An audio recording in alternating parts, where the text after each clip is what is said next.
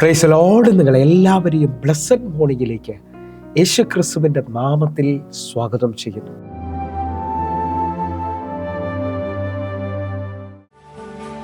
യേശുവിൻകൂടുള്ള യാത്ര ആനന്ദമേ, ആത്മാവോട് ചേർന്നിരുന്നാൽ ഭയമില്ലയേ. യേശുവിൻകൂടുള്ള യാത്ര ആനന്ദമേ, ആത്മാവോട് ചേർന്നിരുന്നാൽ ഭയമില്ലയേ.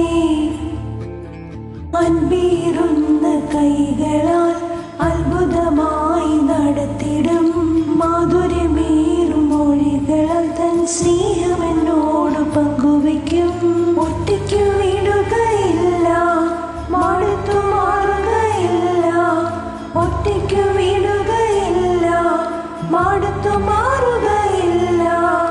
അന്ത്യം വരെ ആ ചുടുമതി യേശുവിൻ്റെ കൂടെ മതി. അന്ത്യം വരെ ആ ചുടുമതി യേശുവിൻ്റെ കൂടെ മതി.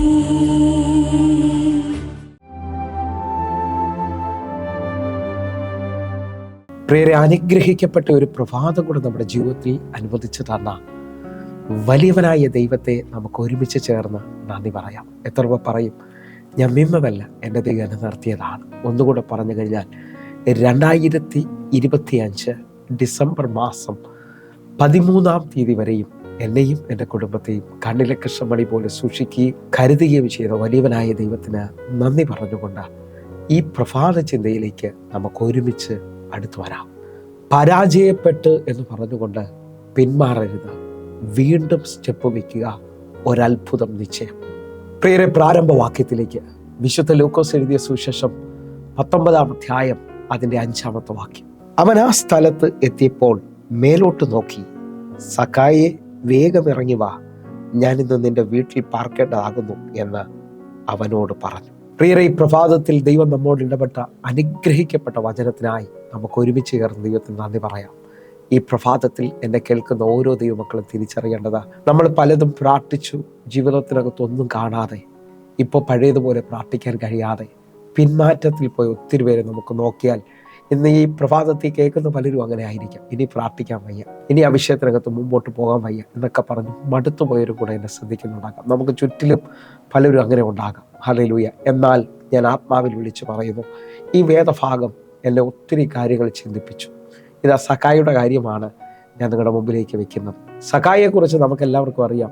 സക്കായി ചുങ്കം ഭരിക്കുന്നതും അതേപോലെ ചുങ്കക്കാരിലൊരു പ്രമാണിയാണ്. അദ്ദേഹത്തിൻ്റെ ജീവിതത്തിനകത്ത് ദൈവം പ്രവർത്തിച്ച വിധങ്ങളാണ് ഇന്ന് നമ്മൾ ഈ പ്രഭാതത്തിൽ ചിന്തിക്കുന്നത്. എന്നെ കേൾക്കുന്നവരെ, നമുക്ക് ആ ആഴം എല്ലാവർക്കും അറിയാവുന്നതാണ്. സക്കായി യേശു എങ്ങനെയുള്ളവരെന്ന് കാണാനായി ഇതാ വലിയ പുരുഷാരത്തിൻ്റെ നടുവിൽ വന്നു നിൽക്കുകയാണ്.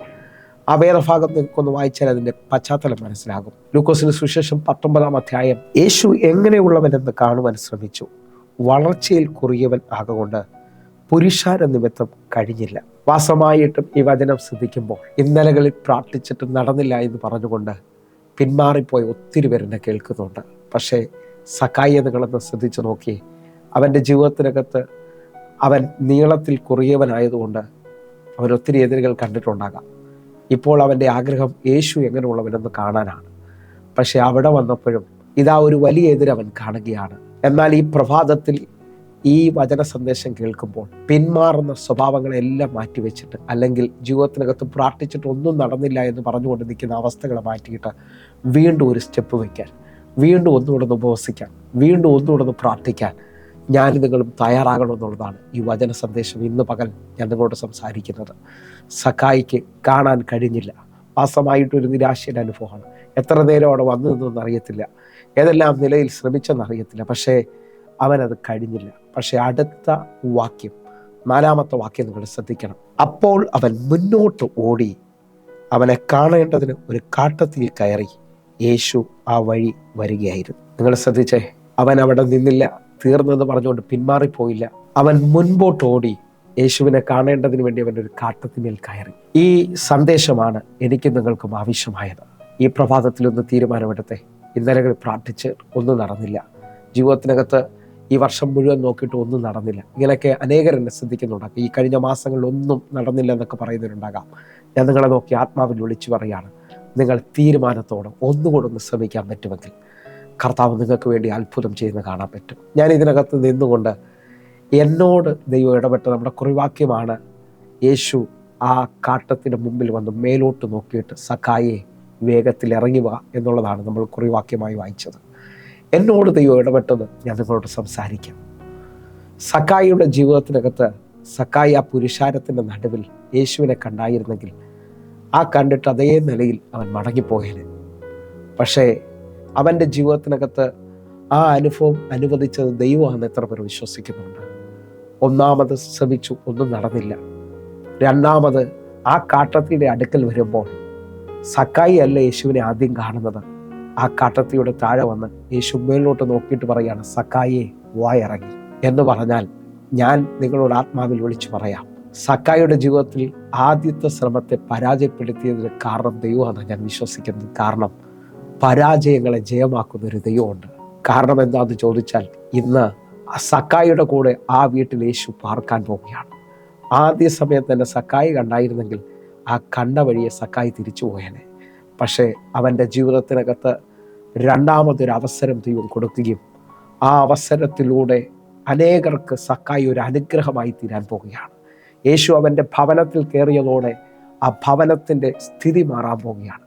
ലോകം അവനെ നോക്കി പാപി എന്ന് വിളിച്ച വിളിപ്പേര് മാറാൻ പോവുകയാണ്. നിങ്ങൾ വിശ്വസിക്കുന്നവരാണെങ്കിൽ ഞാൻ ആത്മാവിൽ വിളിച്ചു പറയുന്നു, നമ്മുടെ പല പ്രാർത്ഥനകളും നടക്കാഞ്ഞതും നമ്മൾ ആഗ്രഹിച്ചത് പലതും നടക്കാഞ്ഞതിൻ്റെ പിന്നിൽ എൻ്റെ ദൈവത്തിന് ഭയങ്കരമായ ഉദ്ദേശമുണ്ട്. നിങ്ങൾ പിന്മാറരുത്, നിങ്ങൾ തോറ്റു മടുക്കരുത്.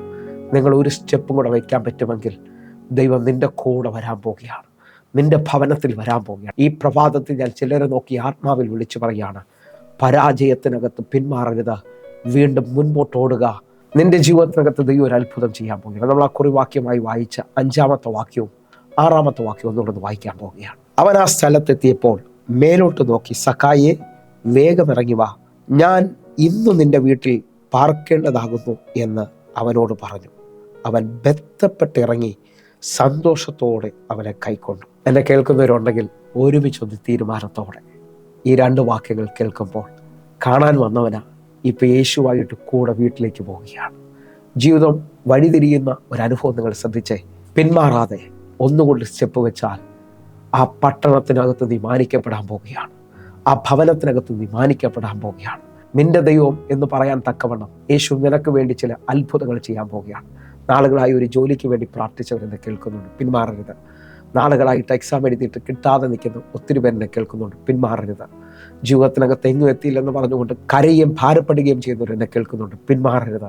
മുമ്പോട്ട് സ്റ്റെപ്പ് വയ്ക്കാൻ തയ്യാറാക്കുക. കാരണം നമ്മുടെ ദൈവത്തിന് നമ്മളെക്കുറിച്ചൊരു പദ്ധതിയുണ്ട്. ആ പദ്ധതിയിലേക്കാണ് നീ ഓടിക്കയറാൻ പോകുന്നത്. എൻ്റെ ദൈവം നിനക്ക് വേണ്ടി വെയിറ്റ് ചെയ്യുകയാണ്. ഞാൻ വിശ്വസിക്കുന്നത്, സക്കായെ നീ ആ കാട്ടത്തിൽ കയറിയ ആ കാട്ടത്തിൻ്റെ മേളിൽ നിന്ന് വിളിച്ചിറക്കി നിൻ്റെ കൂടെ വരാൻ ആഗ്രഹിക്കുന്ന ഒരു ദൈവമുണ്ട്. നിങ്ങൾ ശ്രമിക്കുക, നിങ്ങൾ പരാജയമാകത്തില്ല. നിങ്ങൾക്ക് വേണ്ടിയും എനിക്ക് വേണ്ടി കരുതുന്ന ഒരു ദൈവമുണ്ട്. ഇതാ വലിയൊരു അത്ഭുതത്തെ ഈ പ്രഭാതത്തിൽ വിശ്വസിക്കണം. ജീവിതത്തിനകത്ത് ഒത്തിരി നാളുകളായി പ്രാർത്ഥനയ്ക്ക് മറുപടിയില്ലെന്ന് പറഞ്ഞവർ വീണ്ടും എഴുന്നേൽക്കുക. ഈ ദിവസങ്ങൾ എഴുന്നേൽപ്പിൻ്റെ ദിവസങ്ങളാണ്. ദൈവം ഏലിയാവിൻ്റെ ദൈവമാണ്. ഏലിയാവ് വീണ്ടും മഴയ്ക്ക് വേണ്ടി പ്രാർത്ഥിച്ച്, മുഴങ്കാലിൽ നിന്ന് പ്രാർത്ഥിച്ച് ബാല്യക്കാരോട് പറഞ്ഞു, മഴയ്ക്ക് സാധ്യതയുണ്ടെന്ന് നോക്കിയിട്ട് വരാൻ പറഞ്ഞു. ബാല്യക്കാരൻ പറഞ്ഞു, ഞാൻ ഒന്നും കാണുന്നില്ല. പക്ഷേ പ്രാർത്ഥന മനുഷ്യനറിയാം, ദൈവം അത്ഭുതങ്ങളുടെ ദൈവമാണ്. വീണ്ടും 7 പ്രാവശ്യം ഇതാ ബാല്യക്കാരൻ ചെന്ന് നോക്കും. 7-ാമത്തെ പ്രാവശ്യം കൈ പോലൊരു മേഘം പൊങ്ങി വരികയാണ്. നിന്റെ ജീവിതത്തിനകത്ത് ജയത്തിൻ്റെ സൈനുകൾ തുറക്കാൻ പോവുകയാണ്. കർത്താവ് നിന്റെ അതിരുകളെ വിശാലമാക്കാൻ പോകുന്നു. വിശ്വസിക്കാമെങ്കിൽ കണ്ണുകൾ അടയ്ക്കാം, പ്രാർത്ഥിക്കാം. ഞങ്ങളെ സ്നേഹിക്കുന്ന ഞങ്ങളുടെ നല്ല ദൈവമേ, പൂർണ്ണ ഹൃദയത്തോടെ ഞാൻ വിശ്വസിക്കുന്നു, ഇന്ന് എന്നെ കാണുന്ന എന്നെ കേൾക്കുന്നവർക്ക് വേണ്ടി ദൈവം ഇടപെടുകയാണ്. ജീവിതത്തിനകത്ത് പല തോൽവികൾ കണ്ട, ജീവിതത്തിനകത്ത് എങ്ങും എത്തിയില്ലെന്ന് പറഞ്ഞ അനേകർക്ക് വേണ്ടി വീണ്ടും ഒരു സ്റ്റെപ്പ് വയ്ക്കാൻ, വീണ്ടും മുമ്പോട്ടോടാൻ കർത്താവ് ഇന്ന് പകൽ സംസാരിക്കുകയാണ്. കർത്താവെ, ഇവരുടെ ജീവിതത്തിനകത്തൊരു ജയം വെളിപ്പെടുത്തണമേ. ആ പട്ടണത്തിനകത്ത്, ആ ഭവനത്തിനകത്ത് ഇവരുടെ തല ഉയർത്തണമേ, മാനിക്കണമേ അപ്പ. യേശുവിൻ നാമത്തിൽ ഞാൻ പ്രാർത്ഥിക്കുന്നു. ആമേൻ, ആമേൻ. പ്രിയരെ, പ്രഭാത സന്ദേശം നിങ്ങൾക്ക് അനുഗ്രഹമാകുന്നുവെങ്കിൽ നിങ്ങൾ നമ്മുടെ യൂട്യൂബ് ചാനൽ സബ്സ്ക്രൈബ് ചെയ്യുകയും ഫേസ്ബുക്കിലേക്ക് നിങ്ങൾ ജോയിൻ ചെയ്യുകയും ചെയ്യണമെന്ന് ഓർപ്പിക്കുന്നു. അതേപോലെ തന്നെ ഞാൻ നിങ്ങളോട് ഒരു കാര്യം ഓർപ്പിക്കുകയാണ്. ഈ പ്രഭാത മെസ്സേജ് നിങ്ങളോട് ഇടപെട്ടെങ്കിൽ, നിങ്ങൾക്ക് അനുഗ്രഹമാണെന്ന് തോന്നുന്നുണ്ടെങ്കിൽ നിങ്ങളുടെ സുഹൃത്തിന് കൂടി ഇത് അയച്ചു കൊടുക്കണം. എൻ്റെ ജീവിതത്തിനകത്ത് ഇത് അനുഗ്രഹമായി. ഒരു വോയിസ് മെസ്സേജോ അല്ലെങ്കിൽ ഒന്ന് ടൈപ്പ് ചെയ്ത് മെസ്സേജ് അയക്കുകയോ ചെയ്യണം. അവരുടെ ജീവിതത്തിനകത്ത് ഇത് അനുഗ്രഹമാണെന്ന് ഞാൻ വിശ്വസിക്കുന്നു. അതേപോലെ തന്നെ എല്ലാ ദിവസവും വൈകിട്ട് നമുക്ക് 6 മണിക്ക് സൂമിൽ ആരാധനയുണ്ട്. നിങ്ങൾ ജോയിൻ ചെയ്യണമെന്ന് ഓർപ്പിക്കുന്നു. കർത്താവ് നിങ്ങളെ ആദ്യത്തിൽ മാനിക്കട്ടെ. God bless you. ആമേൻ.